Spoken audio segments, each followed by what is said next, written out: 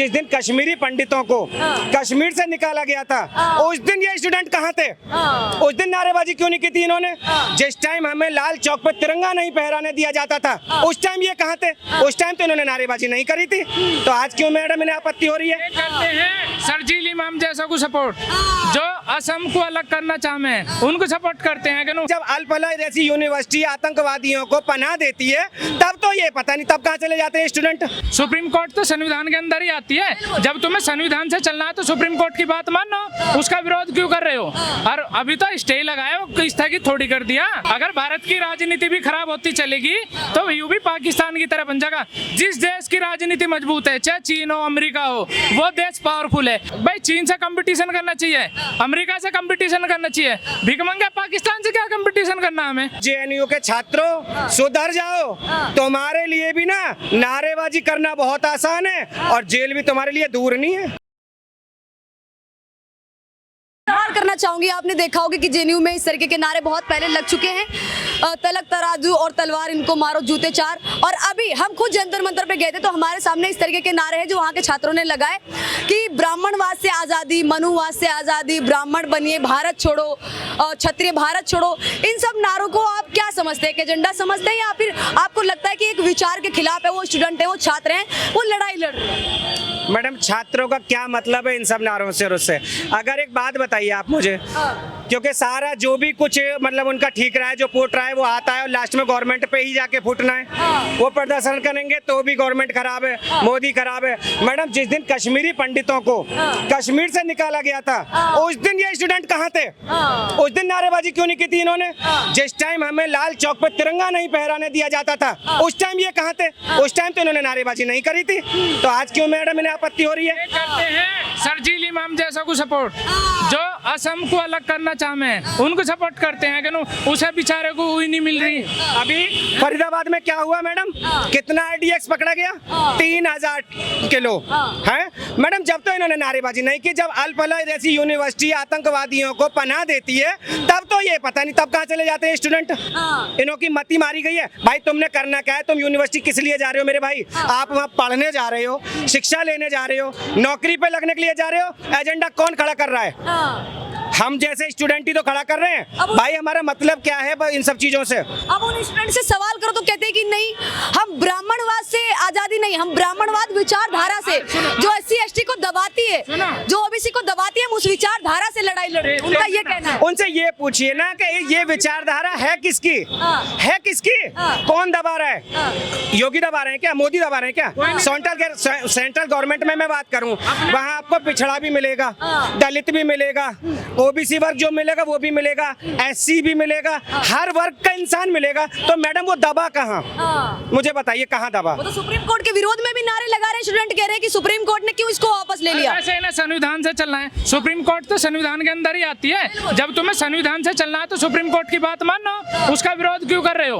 और अभी तो स्टे लगाया, स्थगित थोड़ी कर दिया। 13 मार्च का वेट करो, क्या रूल चेंज होवे क्या नहीं होवे, इंतजार तो करना चाहिए। और मैं बताऊं मैडम, RJD की प्रवक्ता है कंचना यादव, उसने बोला सीधा कि उसका विष्णु शर्मा जैन जो वकील है, उन्होंने हिंदू पक्ष रखा था अपना पक्ष, तो उन्होंने उनका वक्तव्य कोट करा कि जनरल कास्ट वालों को तो फंसाना चाहिए। वो ही उनका OBC हमेशा से प्रताड़ित हुए हैं तो जनरल कास्ट को फंसाना चाहिए। बेवजह फंसा दो कि उन्हें तो फंसाओ, बदला लो अपना, चाहे जब जो हुआ हो। और वही कोर्ट वहाँ जाके सबूत का काम कर गया। तो ऐसी प्रवक्ता तो अपनी पार्टी को डुबोने लग रही है। इसी वजह से वे बिहार में आ रहे, कंचना या दो हैं ये, हाँ प्रवक्ता है, हाँ, कभी भी पढ़ी लिखी बात नहीं करेंगी, हमेशा गवारों की तरह बात करेंगी, अनपढ़ों की तरह। जैसे हम एजुकेटेड क्यों हुए हैं कि जातिवाद फैलाने के लिए? ये तो अनपढ़ के काम थे। और पढ़ लिख के भी में ये तो यूनिवर्सिटी में एक एजेंडा बना लिया है कि पहले कभी कन्हैया थे यहाँ। कन्हैया कितना विवादित बयान दिया उस बंदे ने। हर रोज वो बंदा विवाद में रहता था, कन्हैया हर रोज रहता था। अब एक पार्टी में चला गया, टुकड़े टुकड़े फलाना ढिमकाना, दुनिया भर की बातें करके अब एक मतलब पार्टी में जाने के बाद वो शांत बैठ। क्यों भैया? काय के लिए? पब्लिक जाना था क्या कन्हैया? और क्या करना है करें। कौन सा अच्छा काम कर दिया है कन्हैया ने, कौन सा अच्छा बंदा था वो कहता है सबको तो चैलेंज कर देता है, उसको अपने से छोटे बड़े से बोलने की तमीज ही नहीं है। कभी किसी को मेरे सामने ले आओ डिबेट में, किसी को ले आओ। एक बात बताओ, प्रधानमंत्री हैं, क्या उन्हें देश चलाना नहीं आता है? क्या वो ऐसे ही जाके बैठ गए हैं वहाँ? मेरे भाई, जो हमारे यहाँ की जो 150 करोड़ जो जनता है ना, उसने चुन करके उनका प्रतिनिधित्व करके तब वहाँ भेजा है। आज जब एक बात बताओ, गवर्नमेंट भ्रष्ट है, ये खराब है, तो भैया क्यों जिताते हो हर बारी से? और यदि ये जिताते नहीं हो तो ईवीएम में ओहो धांधलेबाजी करके जीत जाते, वोट चोरी कर लेते। ओहो मैडम, तो मैडम हिमाचल में क्यों नहीं हुआ है? हिमाचल में भी तो होना चाहिए था। हिमाचल में किसकी गवर्नमेंट है? कांग्रेस की। तो क्यों है वहाँ पे? कांग्रेस हटा के बीजेपी लगाओ, तभी तो मानेंगे ईवीएम। वहाँ क्यों नहीं होता है मैडम? वहाँ नहीं हुआ। जहाँ हार गए वहाँ ईवीएम खराब हो गई, जहाँ जीत गए देखो हम में इतना तगड़ा, हम में मतलब आत्मविश्वास था, ये था। अबे चोर हो तुम, चोर हो इसलिए नहीं आ रहे हो दोबारा। कितने साल से गवर्नमेंट मतलब सत्ता में ये पार्टी बताइए? लगभग 2014 से। 14 से आज कितना हो गया? 26। कितना साल हो गया? 10 साल हो गए। चलिए, एक बार में ये गवर्नमेंट चोर होगी, एक बार में गलत थी, दोबारा फिर ईवीएम में गड़बड़ फिर बन गई, तीसरी बार फिर, और अब 27 के चुनाव में देखना क्या होगा। 27 में बता देंगे। स्वर्णों का गुस्सा देखने को मिल सकता है। यूजीसी जो लेकर के सरकार आई है, स्वर्ण समाज नकार देगा। लोगों के पास ऑप्शन नहीं है। मैं बताऊं पाकिस्तान का बुरा क्यों हाल है, वहाँ की राजनीति खराब। अगर भारत की राजनीति भी खराब होती चलेगी तो यूं भी पाकिस्तान की तरह बन जाएगा। जिस देश की राजनीति मजबूत है, चाहे चीन हो अमेरिका हो, वो देश पावरफुल है। और जिस देश की राजनीति खराब है, चाहे लोग बाग कितनी मेहनत कर लो, कितने अच्छे काम कर लो, वो देश कभी तरक्की नहीं कर सकता। तो पार्टियों को यह सोचना चाहिए कि हम ईमानदारी से काम करें, मजबूती से काम करें और देश हित में काम करें, तो ही देश मजबूत होगा। भाई चीन से कंपटीशन करना चाहिए, अमेरिका से कंपटीशन करना चाहिए, भिखमंगा पाकिस्तान से क्या कंपटीशन करना हमें? वो तो है ही ना। क्या कहना चाहेंगे सर आप? मैडम मैं तो यही कहना चाहूंगा, जो लोग ये कहते हो कि हिंदू मुस्लिम कर रही है, तो मैडम बीजेपी में शहजाद पूनावाला जैसे भी नेता हैं। लेकिन क्या करें मैडम, हमारे यहाँ जो है ना सपाई नेता नहीं है, वो है ना मुजफ्फरनगर से। जब उनको अनुज चौधरी जी ने रोक दिया था तो क्या किया था उन्होंने? हमारे यहाँ शहजाद पूनावाला जैसे नेता भी हैं और हमारे यहाँ योगी जी जैसे नेता भी हैं। योगी जी सीधा कह देते हैं, बेटा लखनऊ आना तो कमर पक्की करके आना, अगर लखनऊ आना तो कमर पक्की करके आना। ये से कोई और मत समझना, ये योगी है और ना उसकी कोई प्रॉपर्टी है, ना उसका कोई घर है, ना कुछ है। कोई भी बंदा आकर के उसका मुझे प्रमाण दे दे कि योगी जी के नाम पे प्रॉपर्टी 10 करोड़ की, 20 करोड़ की, 1-1.5 करोड़ के आसपास की प्रॉपर्टी का ब्यौरा दिया गया है उनके पास में, तो एक मुख्यमंत्री के पास में इतना तो होना चाहिए। अब एक तरफ अखिलेश जी की ले लो प्रॉपर्टी, एक तरफ या राहुल जी की ले लो, और एक तरफ योगी जी की ले लो, कंपैरिजन कर लो ना मैडम, वहीं पता लग जाएगा कौन ठीक है कौन गलत है। जेएनयू के छात्र कहते हैं कि ब्राह्मणवाद की कबर खुदेगी, ब्राह्मणों की कबर खुदेगी जेएनयू की धरती पे, मतलब इस तरीके के नारे भी लगाते हैं, योगी मोदी कबर खुदेगी जेएनयू की धरती पे।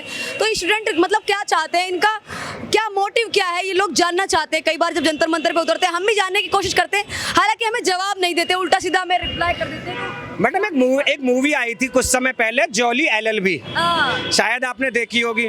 तो उसमें ना एक छोटा सा सीन था, तो उसमें यह कहा गया था कि भैया जम्मू एंड कश्मीर में जो है ना सिम लेना बहुत मुश्किल है, लेकिन जेल जाना बहुत आसान है।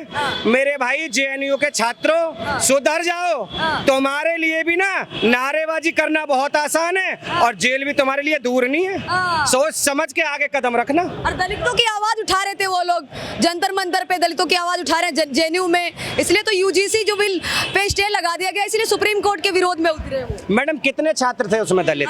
कितने थे? कौन लोग थे? क्या दलितों से आपने उसमें बातचीत करी? कितने दलित थे उसमें? कितने थे? मुझे आप बताइए ना कि उसमें कितने दलित थे, कितने जनरल थे, कितने जेएनयू? मैडम ये कोई नहीं है, ये सिर्फ वही गिने चुने बंदे हैं जिन्हों को गवर्नमेंट कहती है कि हाँ भाई हेलो, अब आपको एक एजेंडा तैयार करना है और गवर्नमेंट के खिलाफ आपको खड़ा होना है, और बस एक मुद्दा बना देते हैं और फैला देते हैं कि ये गवर्नमेंट खराब है, ये हिंदू मुस्लिम खराब है। मैडम कोई नहीं है, इनको जो है ना इनकी सुताई होनी चाहिए, तो इन सबके बढ़िया करके। स्वर्ण समाज है वो अपना समर्थन देगी 2027 में योगी जी को। मैडम देख लेना, आप भी यही हो मैं भी यही हूँ, बिल्कुल देगी, बिल्कुल देगी। मैं कह रहा हूँ मैडम आप मेरा एड्रेस नोट कर लीजिए, मेरा नाम पता लिख लीजिए। अगर 2027 में ये गवर्नमेंट ना आए तो मैडम मैं आत्मदाह कर लूंगा। कैसी बात कर रहे हैं आप? अरे मैडम ऐसी पार्टी के लिए इतना सब कुछ, पार्टी के लिए नहीं, एक नेता के लिए इतना सब कुछ, नेता के लिए नहीं कर रहा हूँ मैडम। वो कोई मेरे घर में, मेरी बात सुनिए मैडम, मेरे घर में फ्री का राशन नहीं आता है। मैंने फ्री का राशन जो मेरे नाम पे यूनिट आती है मैं उसे अपने गांव में गरीब को दे देता हूँ, क्योंकि मैं सक्षम हूँ। मैंने मैडम फ्री का सिलेंडर नहीं लिया है। मैंने मैडम 5 लाख का जो दे रखा है मोदी जी सरकार ने, मैंने वो इलाज नहीं ले रखा है। ये मेरा बेटा है मैडम, आयुष्मान योजना, आयुष्मान कार्ड का कुछ नहीं ले रखा। मेरा बच्चा ये है, किडनी प्रॉब्लम है इसको मैडम। अच्छा। मैंने एक इलाज करा रहा हूँ अपने पैसे से, मैंने कोई योजना नहीं ले रखी है। क्यों? सरकारी कोई भी योजना नहीं मैडम। आप क्या? देश के नागरिक हैं, आप भी वोट डालते हैं, तमाम लोग योजना लेते हैं। कई सारे लोगों के घर में 9-9 लोग हैं, 8-8 लोग हैं, वो भी योजनाओं का लाभ ले रहे हैं। आप तो इतने मतलब मुझे नहीं पता आप कितने लोग हैं, लेकिन आप भी योजनाओं का लाभ ले सकते हैं, क्योंकि आपके वोट की भी उतनी कीमत है। मैडम इसमें तो ये सोचता हूँ कि मेरे से नीचे भी तो बंदे हैं। एक बात बताइए, मेरे पास साइकिल तो है, लेकिन उस बंदे को देखिए जो पैदल चल रहा है। जिनके पास गाड़ी है उन्हें साइकिल वालों के बारे में सोचेंगे, तभी तो हम पैदल वालों के बारे में सोचेंगे। अब मैडम मैं हवाई जहाज में बैठ के फर्स्ट क्लास के बारे में सोचूं तो नीचे वालों को तो मैं जेसीबी का गड्ढा खोद के दबा ही दूंगा फिर। मैडम अगर मेरी विचारधारा ऐसी होगी कि ये मेरा हक है मैं ही लूंगा, तो मैडम देश कभी तरक्की नहीं कर सकता है। ये देश उस दिन तरक्की करेगा जिस दिन योगी जी और मोदी जी जैसा त्याग देंगे हम, उस दिन तरक्की करेगा। अगर कोरोना टाइम पे योगी जी ने राशन फ्री ना बांटा होता तो मैडम कितने चूल्हे बुझ गए होते। आज जो लोग गलत बता रहे हैं, जो लोग कह रहे हैं ये गवर्नमेंट गलत है, बीजेपी गलत है, योगी गलत है, भाई गलत है तो राशन लेना बंद करो सबसे पहले तो।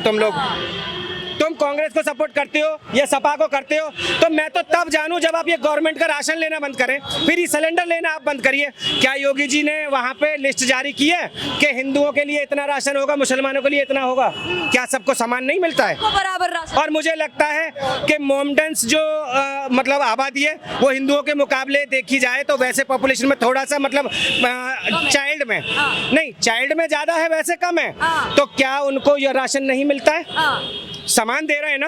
तो मुझे ये बताइए, जो आप बार बार कहती हो कि हिंदू मुस्लिम हिंदू मुस्लिम हिंदू मुस्लिम, मैडम वो हिंदू मुस्लिम कौन कह रहा है? मुझे बताइए तो सही।